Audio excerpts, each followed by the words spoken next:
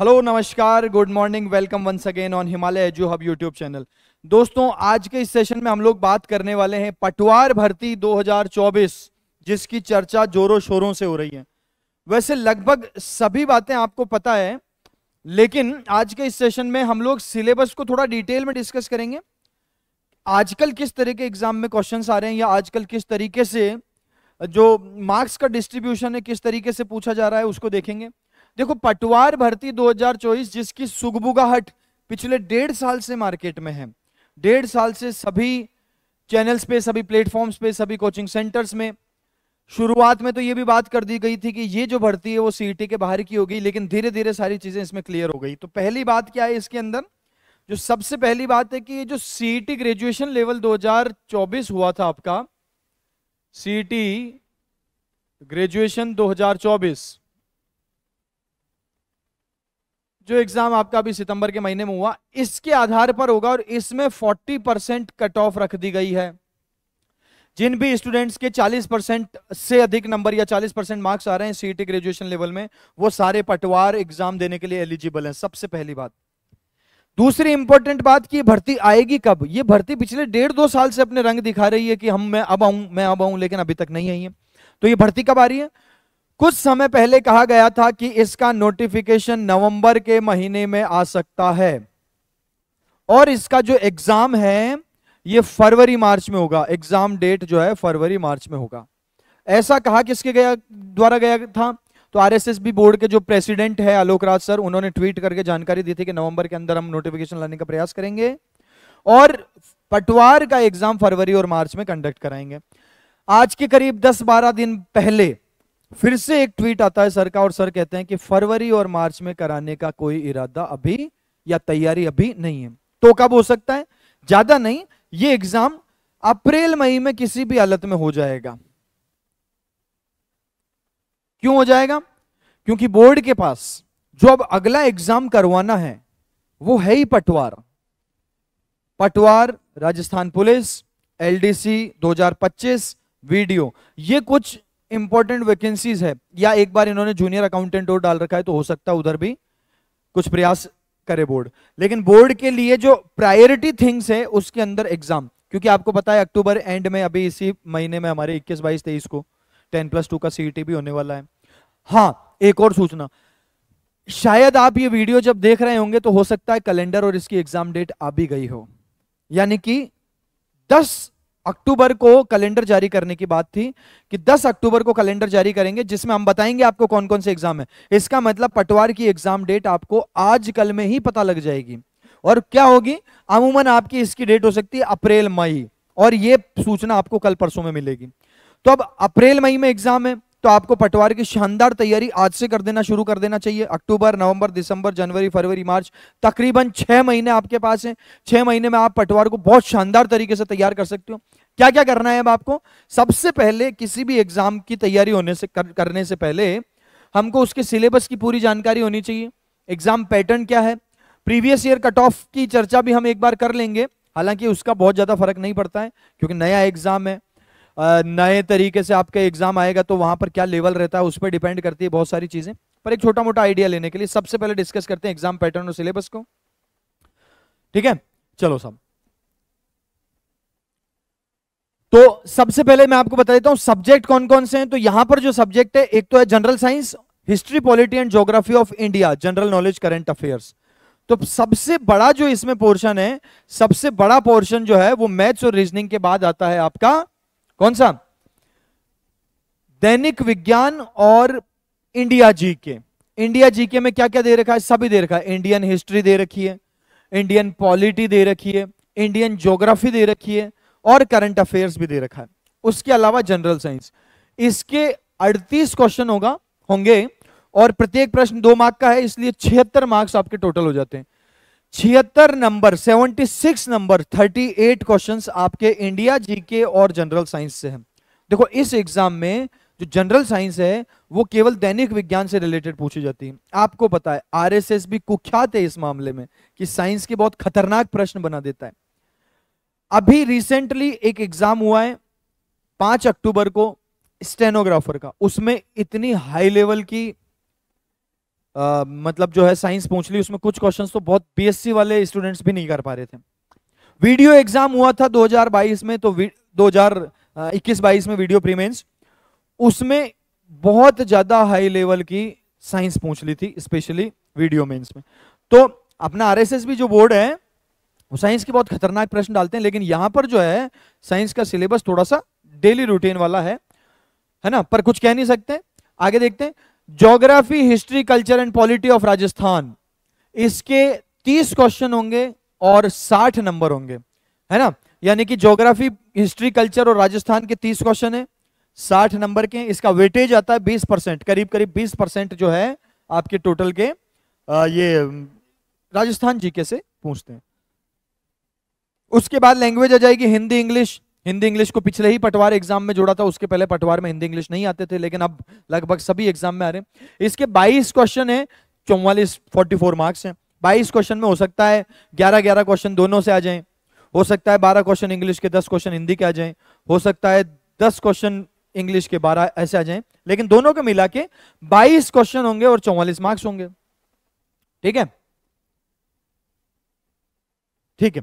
इसके बाद आती है mental ability and reasoning and basic numerical efficiency, यानी मैथ और रीजनिंग। मैथ और रीजनिंग के सबसे ज्यादा मार्क्स इसी के ही हैं, 45 क्वेश्चन है, 90 मार्क्स हैं। 45 क्वेश्चन आपके मैथ और रीजनिंग के पूछे जाएंगे, और ये सिलेक्शन के लिए बहुत बड़ी भूमिका निभाता है दोस्तों।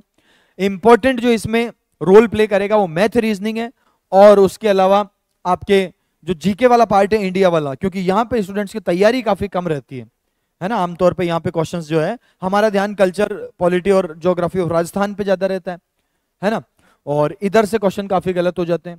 तो अभी मैं आपको डिटेल में बताऊंगा पूरी स्ट्रेटजी। बेसिक कंप्यूटर है जिसके 15 क्वेश्चन है और 30 मार्क्स हैं। ठीक है, यहां पर हमको पिछली बार मार्क्स वेटेज पूरा कंप्लीट दिया गया था, हो सकता है इस बार जो नोटिफिकेशन आए उसमें भी ये सेम टू सेम रहे। बहुत कम चांस है कि इसको बदला जाए, क्योंकि जब से ये बोर्ड में प्रेसिडेंट जो ये पिछले 1 साल में आपके पेपर देखे गए वो सारा सेम टू सेम रिपीट हुआ है पिछली बार से। पिछली बार जो पैटर्न एलडीसी एग्जाम में था वो इस बार था, पिछली बार जो स्टेनो में था वो इस बार था, पिछली बार जो पटवार में था वो इस बार भी रहने की बहुत बड़ी संभावना है, ऐसा ही रहेगा। तो ये पिछली बार के हिसाब से है ना। 15 क्वेश्चन कंप्यूटर के हैं जिसके 30 मार्क्स होंगे। तो आपको ये समझना है कि टोटल जो है आपके 150 क्वेश्चन होंगे और 300 मार्क्स होंगे। प्रत्येक प्रश्न 2 नंबर का रहेगा, और हर सब्जेक्ट से कितने मार्क्स, कितने क्वेश्चन आएंगे, ये मैंने आपको सारी जानकारी यहां पर टेबल में बता दी है। और बाकी ये बात पता है अपने बोर्ड में सारे जितने भी नेगेटिव मार्किंग है 1/3 है, यानी कि 3 गलत प्रश्न होने पर 1 सही प्रश्न का बलिदान हो जाएगा। ठीक है, 1/3 इसमें नेगेटिव मार्किंग रखी जाती है, यानी 0.66 मार्क आपका माइनस हो जाएगा प्रत्येक गलत प्रश्न पर। ठीक है दोस्तों, ये है अपने एग्जाम का सारा पैटर्न, एग्जाम में मार्क्स डिस्ट्रीब्यूशन।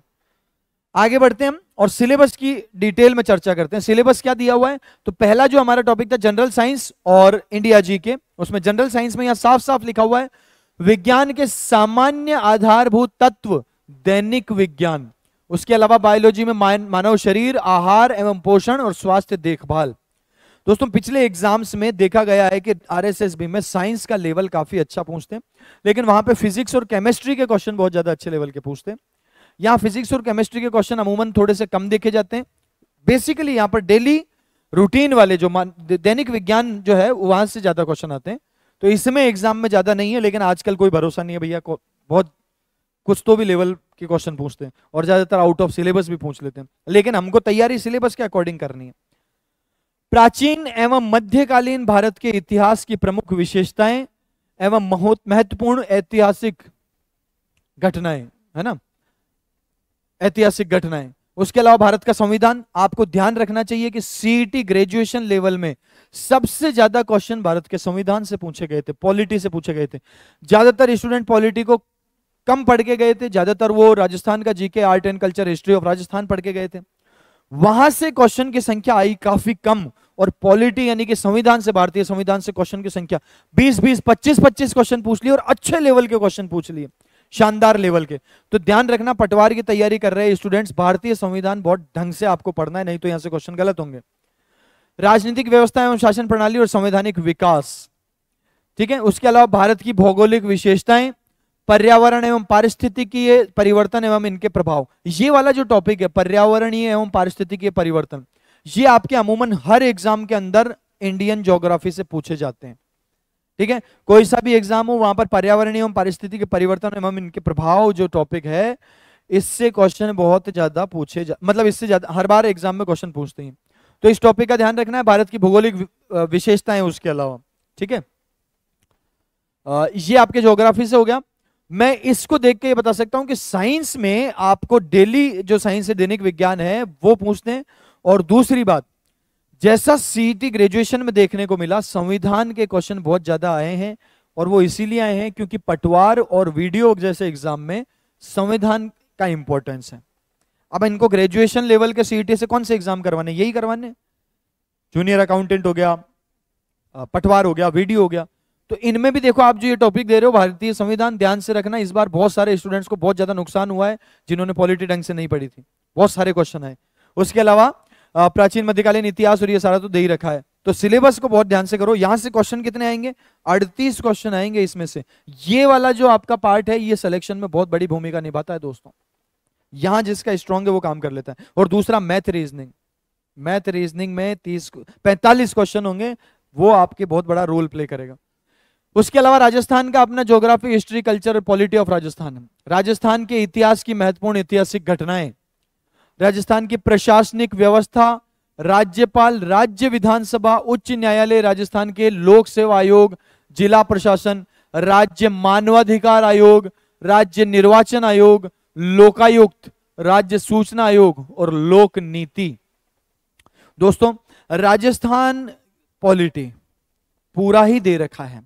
ठीक है, विधानसभा, अब तक की राज्यपाल सारे आ गए, उच्च न्यायालय, जितने भी आयोग बने हुए हैं ये सारे हैं। हालांकि ये पोर्शन थोड़ा छोटा है, कम ही है, बहुत ज्यादा चीजें इसमें नहीं है, लेकिन ध्यान रखें राजस्थान पॉलिटी इसमें जोड़ रखा है और इंपॉर्टेंट है। सामाजिक सांस्कृतिक मुद्दे, स्वतंत्रता आंदोलन, जनजागरण एवं राजनीतिक एकीकरण। जो हमारा राजस्थान का एकीकरण हुआ था दोस्तों, जब सारी रियासतों को भारतीय संविधान से जोड़ा गया था या भारत के साथ मिलाया गया था, उसको राजनीतिक एकीकरण कहा जाता है। जनजागरण, जनजागरण ये टॉपिक कई स्टूडेंट्स के समझ में नहीं आता है। तो जनजागरण क्या है, जनजागरण में किसान आंदोलन है, जनजागरण में जनजातीय आंदोलन है, प्रजामंडल है।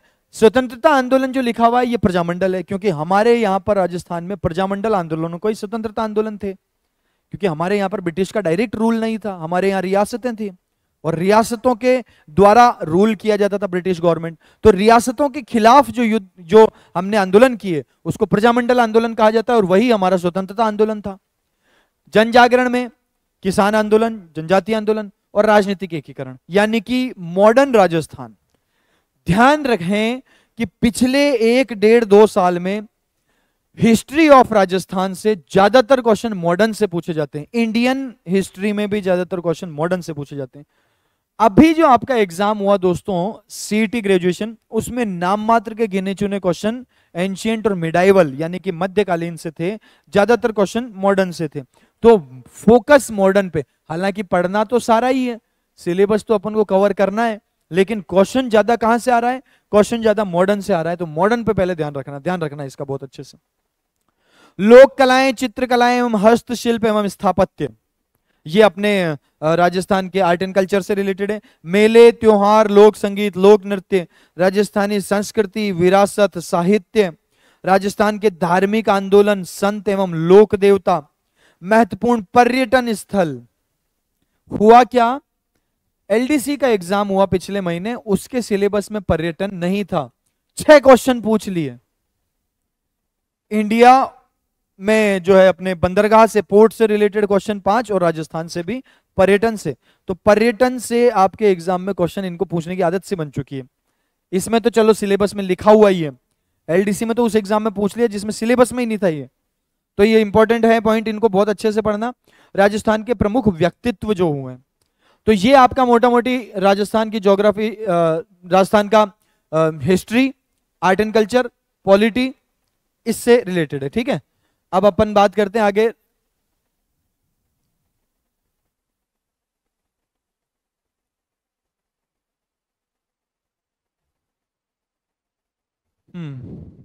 ठीक है दोस्तों, ज्योग्राफी, हिस्ट्री, कल्चर। और मैंने आपको जो इसमें मेन बात ध्यान रखने को बताई है वो यहाँ पर है कि जो मॉडर्न है दोस्तों, मॉडर्न पे ज्यादा फोकस रखना है, मॉडर्न से ज्यादा क्वेश्चन आ रहे हैं अभी, ठीक है। सामान्य हिंदी, सामान्य हिंदी में क्या है भैया, दिए गए शब्दों की संधि, संधि विच्छेद, उपसर्ग, प्रत्यय, ठीक है, इनको पृथक करना और इनसे बने शब्द संयोग, समस्त समासिक पद यानी कि समास एवं पद का विग्रह, शब्द युग्मों का अर्थ भेद।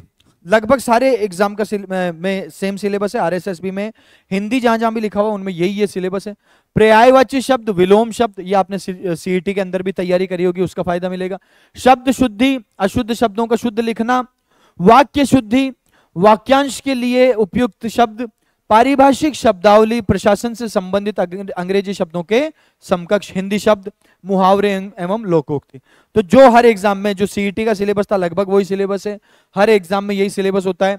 संधि, संधि विच्छेद, समास, उपसर्ग, प्रत्यय, शब्द युग्म, पर्यायवाची शब्द, विलोम शब्द, मुहावरे, यही सारे सिलेबस है। अब इंग्लिश की बात करें तो इंग्लिश में पटवार का सिलेबस बहुत ही ज्यादा कॉम्प्लिकेटेड और गलत तरीके से दे रखा है।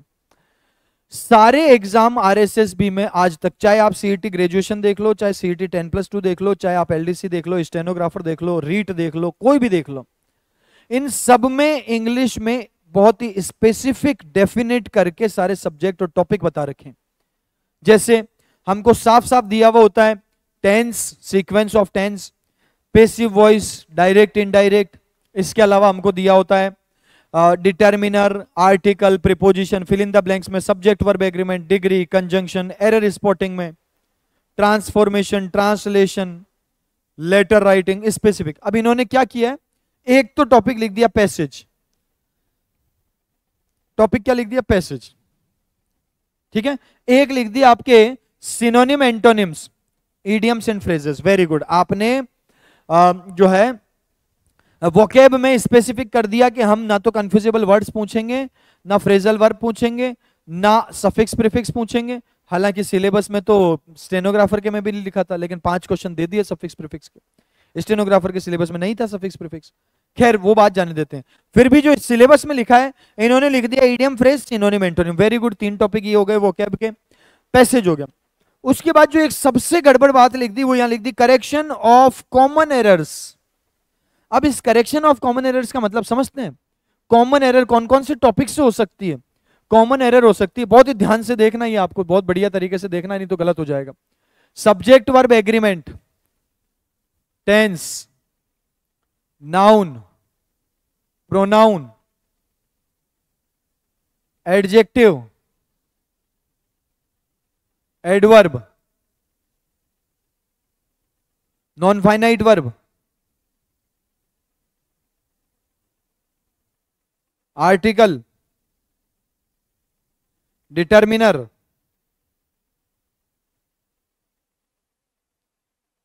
Preposition, degree, conjunction. ये इतना बड़ा सिलेबस है इंग्लिश का, क्योंकि उन्होंने लिखा है कॉमन एरर, तो कॉमन एरर तो इन सारे टॉपिक में से किसी में भी हो सकती है।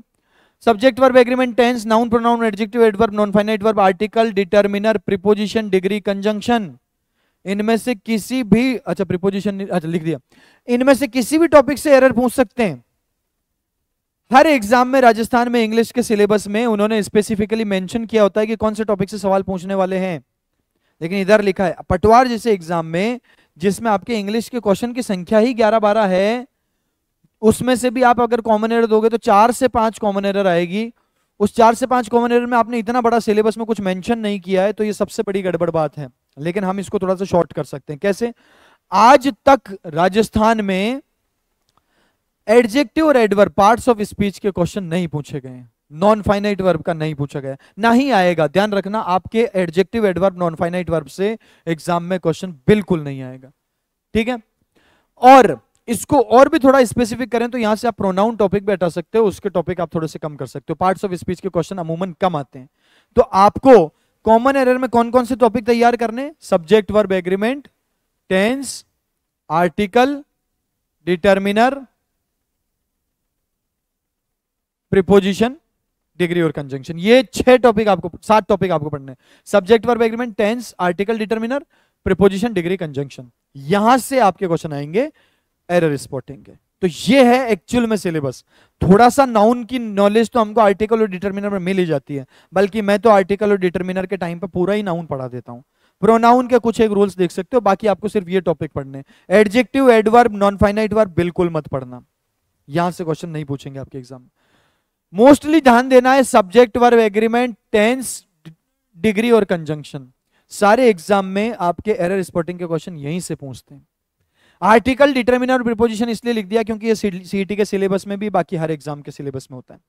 तो आपका इंग्लिश का सिलेबस क्या हुआ? इंग्लिश का सिलेबस हुआ पैसेज, सिनोनिम, एंटोनिम, इडियम्स और इनमें से कॉमन एरर। आगे बढ़ते हैं दोस्तों। Mental ability and reasoning, making series के क्वेश्चन होंगे, एनालिसिस के, फिगर मैट्रिक्स क्वेश्चन, क्लासिफिकेशन जो आपको चित्र आकृतियां देती है उसके ऊपर, अल्फाबेट टेस्ट होगा, है ना, पैसेज एंड कंक्लूजन, कथन एवं निष्कर्ष वाले क्वेश्चन होंगे, ब्लड रिलेशन, रक्त संबंधी, कोडिंग, डिकोडिंग, डायरेक्शन, दिशा संबंधी, ठीक है, and sitting arrangement, input output, number, ranking and time square, making judgement, logical arrangement of words, inserting the missing character, जो शब्द या कैरेक्टर मिस है उसको ढूंढना है, मैथमेटिकल ऑपरेशंस में एवरेज यानी औसत का टॉपिक है, रेशियो यानी अनुपात समानुपात का टॉपिक है, एरिया एवं वॉल्यूम इसका मतलब हो गया हमारे आयतन एवं क्षेत्रफल, परसेंटेज यानी प्रतिशत, सिंपल एवं कंपाउंड इंटरेस्ट ब्याज साधारण और चक्रवृद्धि, यूनिटरी मेथड एवं प्रॉफिट एंड लॉस। तो ये आपका मैथ्स का और रीजनिंग का कंबाइंड सिलेबस है दोस्तों। ये बहुत इंपॉर्टेंट है, आपके एग्जाम में 45 क्वेश्चन यहां से आएंगे और ये वाला पोर्शन आपको सिलेक्शन के अंदर सबसे ज्यादा बड़ी भूमिका निभाएगा। इसमें अगर आपके सारे मार्क्स है ना तो आप काफी कंपटीशन में अच्छे, क्योंकि राजस्थान जीके में लगभग मार्क्स जो हैं 2-3-4 मार्क्स का ही फर्क पड़ता है, ठीक है। तो लैंग्वेज और इंग्लिश यहां पे डिफरेंस बहुत बड़ा आ जाता है, ठीक है। तो ये आपका मैथ और रीजनिंग का सिलेबस है। उसके बाद बेसिक कंप्यूटर में कैरेक्टरिस्टिक्स ऑफ कंप्यूटर, कंप्यूटर की विशेषताएं, कैरेक्टरिस्टिक्स जो उसकी है, computer organisation including RAM, ROM, file system, input devices and computer, ठीक है। Software, relation between hardware and software, hardware और सॉफ्टवेयर में प्रश्न आएंगे। ऑपरेटिंग सिस्टम जो आपके हैं उसके ऊपर क्वेश्चन आएंगे। और एमएस ऑफिस में आपके एमएस वर्ड, एक्सेल, स्प्रेडशीट और पावर पॉइंट साफ साफ स्पेसिफिक क्लियर बता रखा है। एमएस ऑफिस में वर्ड आएगा, एक्सेल आएगा, स्प्रेडशीट और पावर पॉइंट आएगा, ऑपरेटिंग सिस्टम आएगा, हार्डवेयर सॉफ्टवेयर आएंगे और बाकी डिवाइसेज आएंगे, रैम, रोम, इनपुट डिवाइसेज। और ये सीधा सीधा लिख रखा है। हालांकि ये सॉफ्टवेयर वाला जो टॉपिक है काफी विस्तार से हो जाता है, लेकिन बाकी जो आपको बिल्कुल क्लियर दिया हुआ है ना। और इसके क्वेश्चन पटवार में बहुत ज्यादा कॉम्प्लिकेटेड आते भी नहीं है, लेकिन ऐसा समझ के हमको नहीं पढ़ना है। तो हमको ये सब देख के, और अभी तक क्या समझ में आया है? अभी तक हमको ये समझ में आया है कि एक तो किस किस सब्जेक्ट से क्या क्या मार्क्स पूछेंगे, उनका डिटेल में सिलेबस में क्या ध्यान रखना है, मॉडर्न से ज्यादा प्रश्न आ रहे हैं। इंग्लिश का सिलेबस बहुत ही कमजोर तरीके से दिया हुआ है, उसको और इलेबोरेट करके बता दिया। कॉमन एरर कौन कौन से टॉपिक से आ सकते हैं, subject verb agreement, tense, degree, conjunction, article, determiner, ये प्रीपोजिशन, ये टॉपिक आपको ध्यान से पढ़ने हैं, ठीक है। अंत में बात कर लेते हैं कट ऑफ्स की। हालांकि ये बहुत ज्यादा क्लियर आइडिया हमको नहीं देगा क्योंकि हम प्रीवियस ईयर की कट ऑफ की बात कर रहे हैं, और इस बार जो कट ऑफ है ना दोस्तों, इस बार जो कट ऑफ है वो तो अब पता चलेगी कि इस बार एग्जाम का लेवल क्या रहता है और नंबर ऑफ वैकेंसीज क्या होती है, ठीक है। पिछली बार जो cut off, final cut off थी वो थी जनरल में 226 नंबर, जनरल फीमेल 217 नंबर, है ना। जनरल ईडब्ल्यूएस में जनरल की 218 नंबर थी और फीमेल की 206 नंबर थी, ठीक है। 300 में से ये कट ऑफ बताई जा रही है। तो देखो जनरल की 226 नंबर थी, यानी लगभग 75% मार्क्स हो गए। कितने हो गए? 75%, है ना। एससी में 199 नंबर और महिलाओं में 186 नंबर, एसटी जनरल 195 और ST female 186, OBC general 225, same है लगभग 75%, और ओबीसी फीमेल 212, एमबीसी 212, एमबीसी में जनरली कम ही रहती है, 300 में से 212 नंबर थी, और 190 एमबीसी फीमेल, ठीक है। और हॉरिजॉन्टल में एक्स सर्विसमैन 148, एलडीसीपी 156, SP 161। ठीक है, तो ये आपकी पिछली कट ऑफ थी। इस बार जो कट ऑफ है उसके बारे में अपन बाद में चर्चा करेंगे, क्योंकि उसके लिए तो एग्जाम हो जाना जरूरी है। मेन बात यह है कि जिनके भी सीईटी ग्रेजुएशन में 40% या उससे अधिक मार्क्स आ रहे हैं, उनको पटवार की आज तैयारी करने लग जाना चाहिए, क्योंकि एक दो दिन में, आने वाले एक दो दिन में आपको पटवार की एग्जाम डेट का पता लग जाएगा। और उसके बाद आप एग्जाम में आपको ज्यादा से ज्यादा 5 से 6 महीने बचे। 5-6 महीने में बहुत अच्छे से कवर हो सकता है मैथ, रीजनिंग, और उसके अलावा आपका इंडिया जीके, राजस्थान जीके और हिंदी इंग्लिश कंप्यूटर, है ना। तो ये आप बहुत ही आराम से कर सकते हो। इसके लिए पटवार के हिमालय एजू हब में जो ऑफलाइन सेंटर है वहां भी बैचेस चल रहे हैं, और ऑनलाइन में एप्लीकेशन में भी कोर्स अवेलेबल है। आपको क्या करना है, अगर आप पटवार की शानदार तैयारी करना चाहते हैं, बेहतरीन फैकल्टी के द्वारा, अनुभवी फैकल्टी के द्वारा पढ़ना चाहते हैं, तो आप Himalaya edu hub YouTube channel अगर किसी ने सब्सक्राइब नहीं किया तो सब्सक्राइब कर लेना। हिमालय एजू हब की एप्लीकेशन डाउनलोड कर लो, टेलीग्राम चैनल ज्वाइन कर लो। टेलीग्राम और एप्लीकेशन का जो लिंक है वो आपको इस वीडियो के डिस्क्रिप्शन में मिल जाएगा। इसके अलावा आपको कोई भी डाउट हो तो आप इस नंबर पे कांटेक्ट कर सकते हैं, 9929017783, 9929017783। सारी जानकारी मिल जाएगी। पटवार की टेस्ट सीरीज, पटवार का रिकॉर्डेड कोर्स, आने वाले समय में पटवार का लाइव कोर्स, पटवार का ऑफलाइन कोर्स, सब कुछ अवेलेबल है। कांटेक्ट करके आप अपने डाउट पूछ सकते हैं दोस्तों। और चैनल को, अगर आपको सेशन अच्छा लगा हो, जानकारी उपयोगी लगी हो, तो शेयर कर देना, लाइक कर देना, कमेंट कर देना, कोई डाउट हो तो पूछ लेना, और चैनल को सब्सक्राइब जरूर कर लेना। ठीक है दोस्तों, ऐसी इंपॉर्टेंट पटवार और दूसरे एग्जाम की जानकारी के लिए हम नेक्स्ट सेशन में मिलेंगे। Till then it's bye bye. जय हिंद, जय भारत।